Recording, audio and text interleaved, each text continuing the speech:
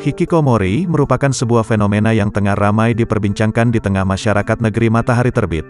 Istilah ini digunakan untuk menggambarkan pilihan individu yang memilih untuk mengisolasi diri dan menjauh dari kehidupan sosial yang umumnya melibatkan interaksi dengan masyarakat. Fenomena hikikomori ini menjadi isu serius di negara Jepang. Sekitar 1,5 juta penduduk negara tersebut memilih untuk menarik diri dari kehidupan sosial yang berjalan.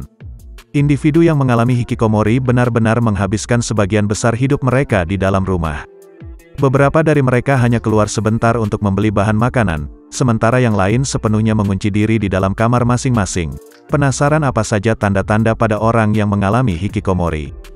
Berikut adalah fakta menarik hikikomori.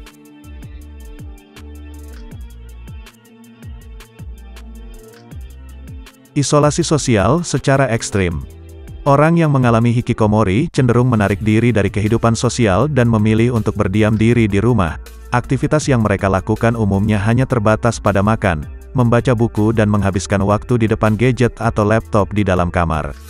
Hikikomori adalah kondisi di mana seseorang melakukan pengisolasian diri yang berlangsung selama minimal 6 bulan berturut-turut, bahkan ada yang menjalani kondisi ini selama bertahun-tahun. Umumnya fenomena hikikomori lebih rentan terjadi pada remaja dan dewasa muda, terutama kaum pria. Namun perlu dicatat bahwa hikikomori juga bisa terjadi pada wanita dari berbagai usia termasuk para lansia. Hikikomori terbagi menjadi dua jenis, yaitu hikikomori primer di mana seseorang mengisolasi diri tanpa ada gangguan kejiwaan penyerta yang menjadi penyebabnya.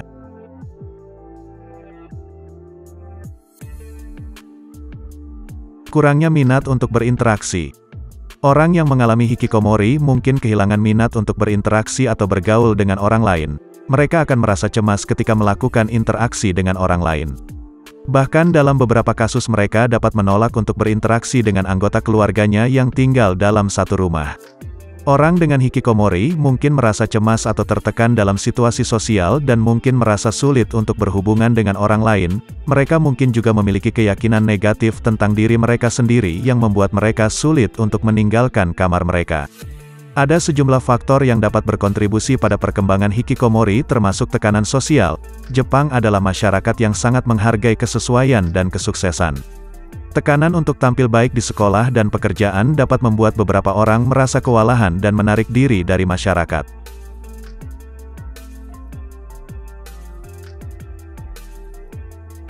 Kesulitan berkomunikasi.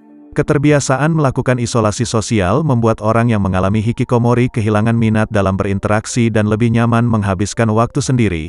Mereka sering menghadapi kesulitan dalam berkomunikasi, merasa canggung atau sulit memulai percakapan dengan orang lain. Hal ini dapat memperparah isolasi yang mereka alami dan membuat mereka lebih sulit untuk beradaptasi dengan lingkungan sosial. Orang dengan hikikomori seringkali memiliki keyakinan negatif tentang diri mereka sendiri. Mereka mungkin merasa bahwa mereka tidak menarik atau tidak berharga untuk berbicara dengan orang lain. Hal ini dapat membuat mereka enggan untuk berkomunikasi dengan orang lain. Kondisi kesehatan mental seperti depresi dan kecemasan dapat membuat orang merasa terisolasi dan sulit untuk terhubung dengan orang lain.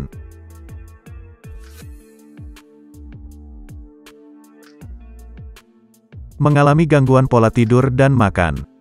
Orang yang mengalami hikikomori mungkin akan mengalami gangguan pada pola tidur dan pola makan mereka. Kebiasaan mereka seringkali bertentangan dengan kebiasaan orang pada umumnya. Mereka cenderung lebih aktif pada malam hari, menggunakan waktu siang untuk beristirahat dan makan pada waktu yang berbeda dengan orang di rumahnya. Hal ini mereka lakukan sebagai upaya untuk meminimalisir interaksi dengan orang lain yang berada di dalam rumahnya. Kurangnya paparan sinar matahari juga dapat mengganggu ritme sirkadian tubuh yang dapat menyebabkan masalah tidur. Gangguan pola tidur dan makan dapat memiliki dampak yang signifikan pada kesehatan fisik dan mental orang dengan hikikomori.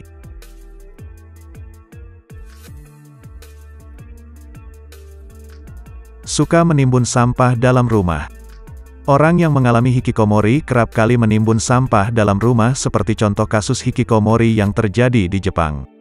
Ketika petugas LSM datang ke rumah orang yang mengalami hikikomori, saat pintu dibuka tumpukan sampah berserakan di seluruh dalam rumah, bau busuk sampah yang tidak pernah dibuang selama 12 tahun langsung menyengat hidung, bahkan beberapa bagian lantainya pun sudah lapuk.